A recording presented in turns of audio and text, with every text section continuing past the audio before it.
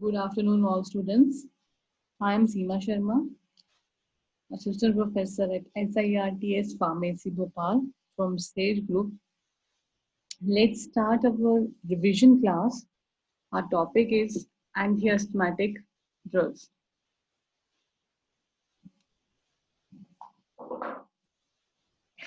हम अपनी revision class में अपना टॉपिक करने जा रहे हैं, दैट इज एंटी-अस्थमाटिक ड्रग्स. उससे पहले हम डिस्कस करेंगे कि अस्थमा क्या होता है. ठीक है.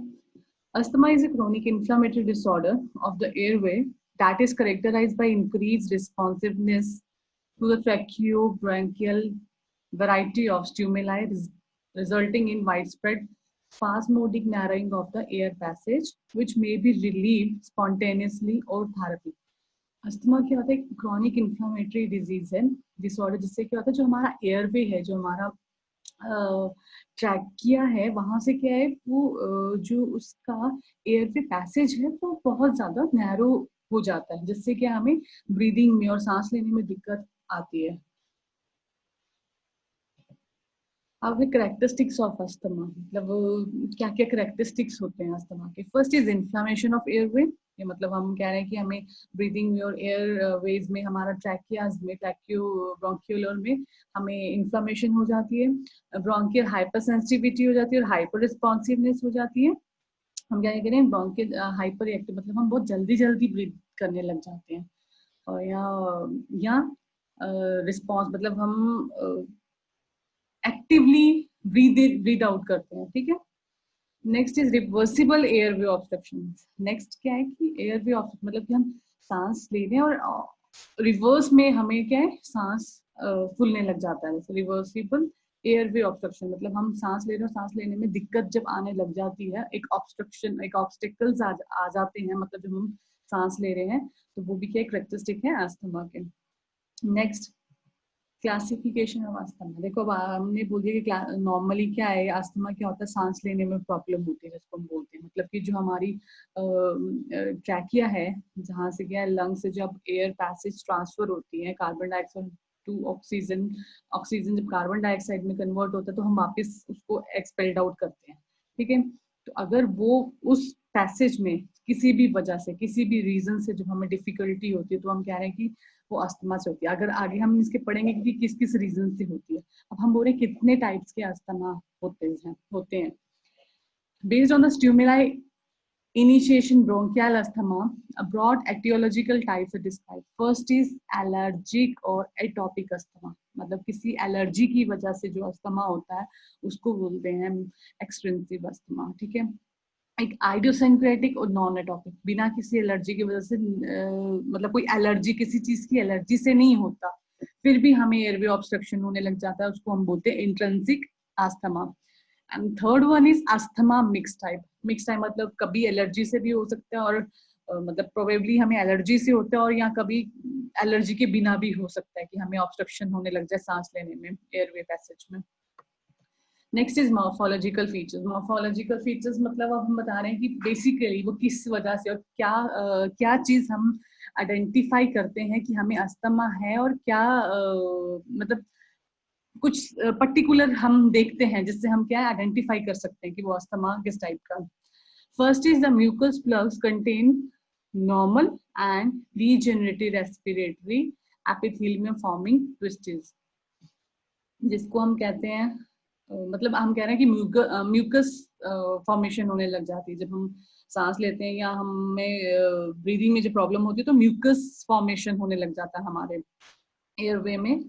सेकेंड इज जिसको हम कहते हैं शुष्मैन्स हैज स्पाइरल्स. ये एक मेडिकल टर्म है जिसको हम कह रहे हैं कि अगर म्यूकस की वजह से कोई रेस्पिरेटरी प्रॉब्लम हो रही है इन asthma.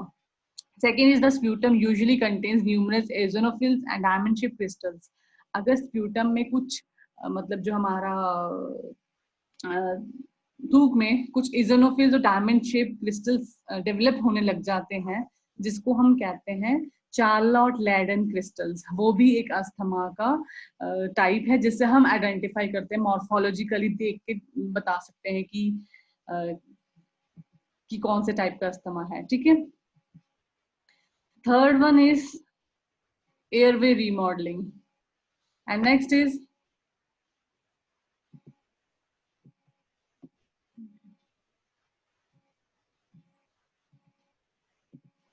Next is symptoms, symptoms of asthma, मतलब हम कैसे आइडेंटिफाई कर सकते हैं, क्या क्या साइंस एंड सिम्टम्स हैं जिससे हम आइडेंटिफाई करेंगे कि हमें अस्थमा की प्रॉब्लम है।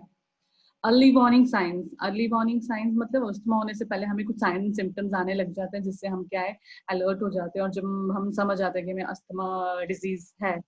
First is breathing, breathing problem, breathing changes होने लग जाते हैं, problem sneezing, running, stuffy nose, coughing, throat and chin itches, मतलब खराश सी होने लग जाती है, feeling tired, dark circles under eyes, trouble sleeping. तो ये अर्ली वार्निंग साइंस होते हैं। और उसके बाद अगर ये हम साइंस जो साइन एंड सिम्टम्स हैं ये आइडेंटिफाई हो जाए तो उसके बाद अस्थमेटिक एपिसोड सिम्टम्स आने लग जाते हैं, अस्थमा होने के सिम्टम्स आने लग जाता है जिससे क्या है मतलब फॉर श्योर हो जाता है कि अपने को अस्थमा है।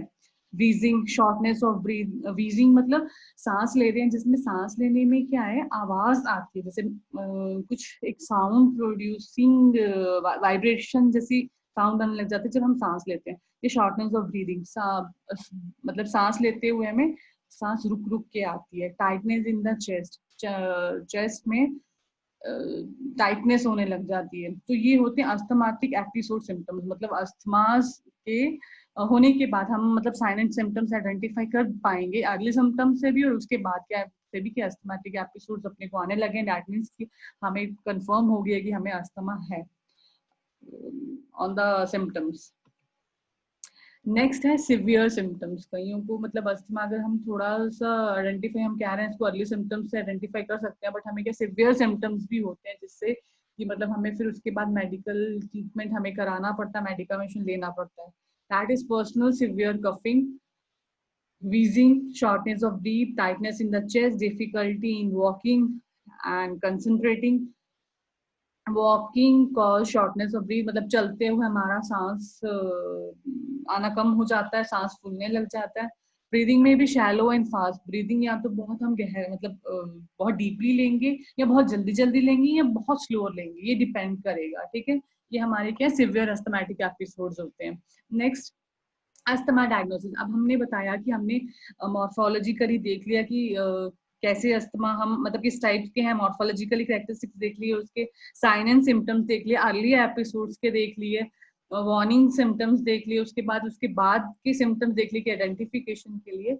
नेक्स्ट इज अस्थमा डायग्नोसिस, अब अस्थमा को डायग्नोस कैसे कराएंगे, कैसे कर सकते हैं। तो diagnosis of asthma is based on history, मतलब हिस्ट्री अगर ऑलरेडी आपको मतलब किसी को है फैमिली में, या फिजिकल एग्जामिनेशन करेंगे या सपोर्टिव डायग्नोसिस टेस्ट करेंगे। अब डायग्नोस्टिक टेस्ट में क्या है, पल्मोनरी फंक्शन टेस्ट, उसमें क्या spirometry, peak flowmeter and methacholine challenges test, ये टेस्ट हैं जिससे हम क्या मतलब डायग्नोस कर सकते हैं अस्थमा को। Allergic test, chest X ray, GERD assessment test. Next is treatment. अब हमने अस्थमा पढ़ लिया, अब पढ़ रहे हैं कि अस्थमा आइडेंटिफाई हो गया, हमने उसके ट्रीट मतलब उसको आइडेंटिफाई कर लिया, टेस्ट कर लिया, आप क्या करेंगे उसकी ट्रीटमेंट करेंगे। ट्रीटमेंट के लिए फर्स्ट है prevention of antigen antibody reactions, neutralisation of antigen E antibodies, example is omalizumab, suppression of inflammation and bronchial hyperactivity, corticosteroids, prevention of release of mediators, mast cell stabilizers, antagonism of release mediators। देखो ये जितने भी treatment हम classification पढ़ रहे हैं तो इसका मतलब कि ये सारे जितने भी हमने लिखे हैं 8 नंबर्स में, इनकी वजह से क्या कहीं ना कहीं हमें अस्थमा होता है। मतलब अगर हम कह रहे हैं prevention of antigens antibody reactions, अगर एंटीजेंस की वजह से हमें अस्थमा हो रहा है तो हम क्या करेंगे, प्रिवेंट करेंगे उसको, उसके अगेंस्ट ट्रीटमेंट लेंगे।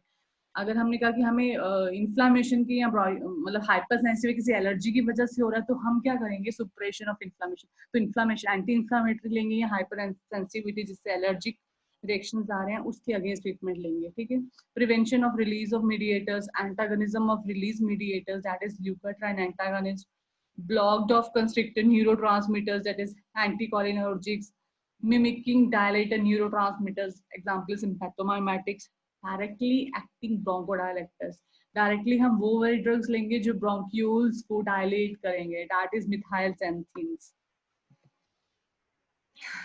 अब हम एक वन बाय वन डिस्कस करेंगे द ट्रीटमेंट। फर्स्ट क्लास है ब्रोंकोडायलाइटिस। ब्रोंकोडायलाइटिस में है beta 2 sympathomimetics. Example is salbutamol, terbutaline, salmeterol. And second is methylxanthine, theophylline, aminophylline, anticholinergics, iptatropium bromide, leukotriene antagonists, montelukast and zafarlukast। ये सब पहले discuss कर चुके हैं और बहुत ब्रीफली हम ये डिस्कस कर चुके हैं ये सारी एंटी अस्थमेटिक ड्रग्स। उसके बाद anti inflammatory agents, muscle stabilizers that is sodium cromoglycate, nedocromils, glucocorticosteroids, inhalatory मतलब इनहालेशन के थ्रू क्या लेंगे, बैक्लोमेथाजोन, फ्लूटिकासोन, सिस्टमिक मतलब by injection, hydrocortisone, anti IgE antibodies, ओमाइलेजुमाब।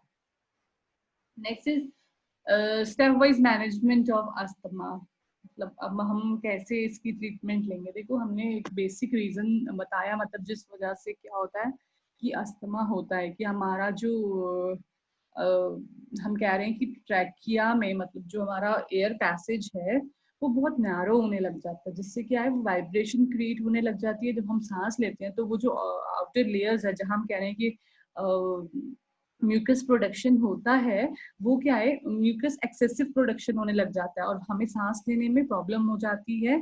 जिससे क्या वो जैसे हम बोल रहे हैं फॉर एग्जांपल कि अगर हम किसी मतलब हॉलो चीज का किसी पाइप का डायमीटर कम कर दें तो और वहां से कि म्यूकस कुछ लीकेज होना शुरू हो जाए तो हमें ब्रीदिंग में प्रॉब्लम होएगी। और जिस म्यूकस प्रोडक्शन से क्या होगा कि हमें शॉर्टनेस ऑफ ब्रीदिंग हो जाएगा कि सांस आना कम आना हो जाएगा, क्योंकि वो जो हमारा पैसेज है वो बहुत नैरो हो जाता है। तो अस्थमा के केस में भी यही होता है।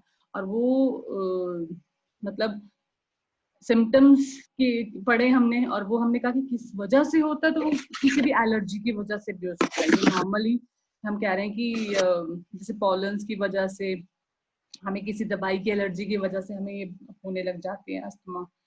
तो अभी हम क्या कह रहे हैं step wise management of asthma. अब अस्थमा को कैसे ट्रीट करेंगे, मिड इंटरमिटेंट अस्थमा। उसके बाद मतलब अगर हमें अस्थमा आना स्टार्ट हुआ है मतलब उसके बाद क्या करेंगे, रेगुलर प्रिवेंटिव थेरेपी देंगे, रेगुलरली उसको ट्रीटमेंट देंगे। अगर वो क्योर होता है मतलब अगर वो ट्रीट होता है तो उसके बाद भी हम मतलब फॉलो अप करेंगे एंड एड ऑन थेरेपी करेंगे। ये नहीं कि जहाँ पे हमने दवाई देने लगे कि प्रिवेंटिव थेरेपी के लिए कि हम उसको रोक सकते हैं अगर अस्थमा हमें आ रहा है तो हमने वो थेरेपी स्टॉप नहीं करनी, हमने उसको एड ऑन थेरेपी करनी, आगे भी उसको देनी है। उसके बाद क्या करेंगे, कंटिन्यूस और फ्रीक्वेंट बाद अगर मतलब उसके बाद भी अगर कंटिन्यूसली अस्थमैटिक अटैक्स आ रहे हैं या फ्रीक्वेंटली अस्थमैटिक अटैक्स आ रहे हैं तो हम क्या करेंगे, उसको ओरल स्टीरॉइड्स देंगे। ठीक है। Next is short acting beta 2 agonist. Short acting beta 2 agonist में सॉल्ब्यूटामोल, टर्ब्यूटालिन। मैकेनिज्म ऑफ एक्शन क्या है सॉल्ब्यूटामोल एंड टर्ब्यूटालिन का, बीटा 2 रिसेप्टर स्टिमुलेशन होते हैं, क्या करते हैं इंक्रीज कर देते हैं साइक्लिक एएमपी को इन ब्रोंकियल मसल सेल में।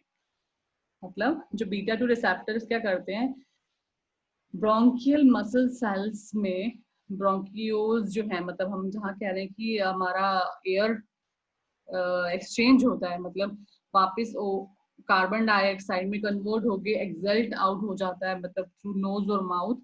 तो वहां वो क्या करेंगे स्मूथ मसल्स को, ब्रोंकियो स्मूथ मसल्स को वो रिलैक्स करेंगे। रिलैक्स करेंगे तो क्या होगा, उनका डाया थोड़ा सा बड़ा हो जाएगा, कह रहे हैं जो कंस्ट्रिक्शन थी वो डायलेशन हो जाएगी, तो एयरवे पैसेज नॉर्मल हो जाएगा।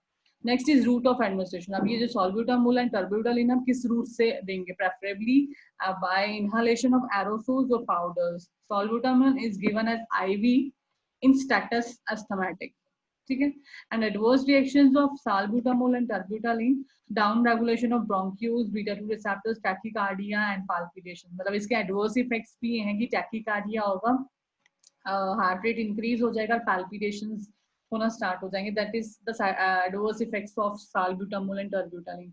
Next is corticosteroids. Corticosteroids are for more complete and sustained symptomatic relief than bronchodilators and others. Mechanism of action of corticosteroids: it decreases the formation of cytokines that activate eosinophils and are responsible for promoting the production of IgEs and expression of IgE receptors. अब हम कह रहे हैं कि IgEs की वजह से जो मतलब अस्थमा हो रहा है, जो रीजन है, जब eosinophils एक्टिवेट होते हैं तब अस्थमा हमें मतलब अस्थमा के अटैक हमें हो रहे हैं, तो हम क्या करेंगे, डिक्रीज कर देंगे फॉर्मेशन ऑफ साइटोकाइंस। कॉर्टिकोस्टेरॉइड्स क्या करता है, फॉर्मेशन ऑफ साइटोकाइंस को डिक्रीज करेगा, जिससे क्या होगा, आगे प्रोडक्शन नहीं होगी IgEs की, तो और वो रिसेप्टर्स स्टॉप हो जाएंगे, एक्टिवेशन करना बंद कर देंगे, जिससे क्या है फर्दर हमें अस्थमैटिक अटैक्स नहीं आएंगे। इसी में कॉर्टिकोस्टेरॉइड्स में है कि किस रूट से लेंगे, inhale corticosteroids. Example is beclomethasone, fluticasone and ciclesonide. First choice in patient with any degree of persistent asthma. ठीक है, मतलब अगर रेगुलर अस्थमा है किसी को तो हम रेगुलर ट्रीटमेंट के लिए इनहेल कॉर्टिकोस्टेरॉइड्स देंगे।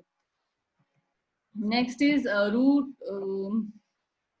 Root of administration, inhalation of MDIs। MDIs क्या होता है, meter dose inhalers. Meter dose inhalers आपने सुना होगा, देखे होंगे। Puff, slowly and deeply inhalation for solution type inhalers, quickly and deeply inhalation for dry powders inhalers, and adverse reactions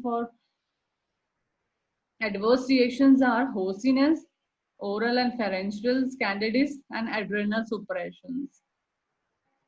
Next is systemic steroids. अभी हमने करे inhale corticosteroid. Next is systemic steroids.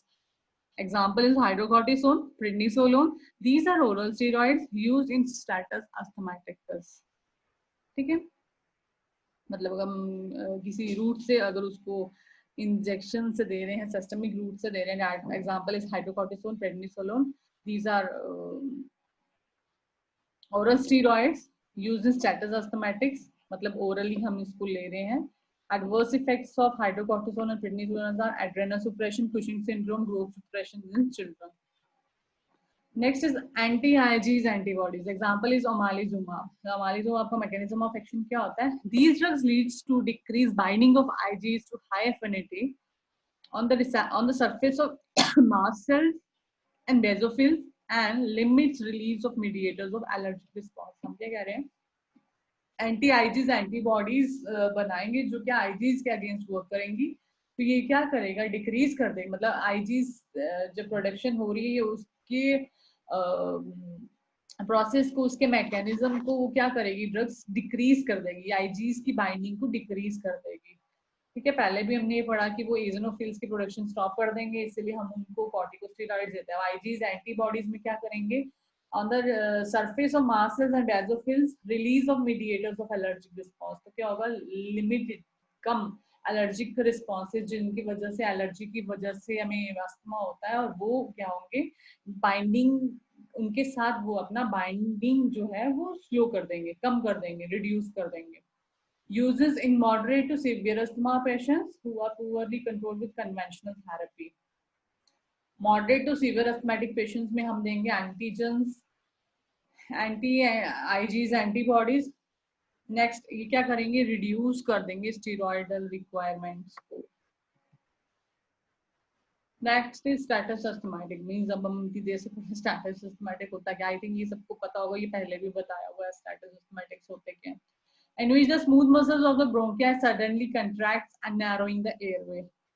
क्या होता है, smooth muscles of the bronchi, bronchioles, मतलब ब्रोंकियाइज में क्या है, जो स्मूथ मसल्स हमको एकदम ही कॉन्ट्रैक्ट कर देंगे, जो एयर पैसेज है हमारा, एयरवे है, उसको नैरो कर देंगे, तो जिसकी वजह से जो ब्रीदिंग प्रॉब्लम हो रही है उसको हम कहते हैं status asthmatic. Status asthmatic can vary from a mild form to a severe form with bronchospasm. Status asthmatic is an acute episode of asthma that remains unresponsive to standard treatments with bronchodilators. ठीक है, symptoms क्या होता है status asthmatic के, extreme difficulty with breathing which causes restlessness, coughing and wheezing are not common because there is not enough airflow. Advanced symptoms include little or no breath sound, inability to speak. ठीक है, ये इसके symptoms होते हैं status asthmatic के। Next, skin becomes bluish, heavy sweating. थोड़ा सा PPT में ऊपर नीचे हो गया। Skin becomes bluish, heavy sweating, unconsciousness, and even cardiopulmonary arrest, which can be fatal. And treatment for status asthmatis Hospitalization is necessary. The initial treatment start with supplement oxygen to increase oxygen, blood oxygen level. क्या है, अगर status अस्थमाइटिस है तो सबसे पहले क्या हम hospitalise करेंगे, इनिशियल ट्रीटमेंट स्टार्ट करेंगे। जिस इनिशियल ट्रीटमेंट में क्या होगा, जो ऑक्सीजन उसका ऑक्सीजन डिमांड है वो स्लो हो गया, जिससे क्या करेंगे हम उसको ऑक्सीजन सप्लाई को इंक्रीज करेंगे। इनहेल्ड और IV bronchodilators to open the airway, हम इनहालेशन से या इंट्रावेनसली हम क्या करेंगे, ब्रोंक्यूल्स में डायलेशन करेंगे, जिससे कि जो उसका एयर पैसेज है वो नॉर्मल हो जाए और ओपन हो जाए। Large doses of corticosteroid drugs and bronchodilators to reduce inflammation, हम लार्जेस्ट मतलब हाई डोज में हम कॉर्टिकोस्टेरॉइड्स देंगे, जिससे क्या होगा, वो आईजीज की प्रोडक्शन स्लो कर देगी, हैंड पैसेज को, एयर पैसेज को थोड़ा डायलेट कर देगी। एंड ब्रोंकोडायलेटर्स देंगे हम, क्यों, वो क्या करेंगे, इन्फ्लामेशन जो है उसको कम कर देंगे, कम हो जाएगा। How MDI technology works? MDI technology means meter dose inhalation, जो हम puffs लेते हैं वो कैसे वर्क करते हैं। देखो ये हम ये इसमें बता रहे हैं कि जो हम एरोसोल्स लेते हैं वो जो प्रेशर से जो मतलब माउथ के थ्रू क्या है वो धीरे धीरे हमारे पैसेजेस में मतलब एयर पैसेज में जाएंगे। अब वो क्या है, देखो यहाँ लिखा हुआ particles between 1 to 5 micron passage into Airways and या लार्जर पार्टिकल्स अपर। जो लार्जर पार्टिकल्स हैं वो अपर एयरवे में चले जाएंगे, मतलब थोड़े काफी देर तक वहाँ स्टेबल रहेंगे। जो पार्टिकल्स छोटे ड्रॉपलेट्स हैं वो क्या एयरवे में चले जाएंगे, वो पैसेज को वापस क्या करेंगे, डायलेट करेंगे, ठीक है। और जो स्मॉल पार्टिकल्स हैं that are expelled out. Next is conclusion. Conclusion मतलब अब जब हमने एंटी अस्थमेटिक ड्रग्स ली है, क्लासिफिकेशन की है, उसकी ट्रीटमेंट की है, तो वो क्या करेगी। Asthma is a curable disease, कोई बहुत बड़ी बीमारी नहीं है। Asthma is a curable, easily curable हो सकती है अगर हम रेगुलर ट्रीटमेंट लें और उसके साइन एंड सिम्टम्स को इजीली और अर्ली आइडेंटिफाई कर लें। So it is needed to take proper medication, proper medication लेना जरूरी है, तो हम उसको क्योर कर सकते हैं। And there is a need to follow the medication therapy systematically, मतलब ये नहीं कि अपनी मर्जी से हम कुछ मेडिकामेशन ले रहे हैं। अगर हमें एलर्जी की वजह से अस्थमा हो रहा है तो हम ये नहीं कि उसकी ट्रीटमेंट के लिए हम मतलब कुछ और लेने लग जाएं। तो अगर हमें एलर्जी की वजह से है तो हम क्या करेंगे, एंटी एलर्जिक ट्रीटमेंट देंगे। मतलब बेसिकली जिस रीजन से हमें अस्थमा है, जिस रीजन से हमें सांस लेने में दिक्कत है, हम पर्टिकुलरली वही ट्रीटमेंट फॉलो करेंगे जिससे क्या वो क्योर हो सके। Thank you students.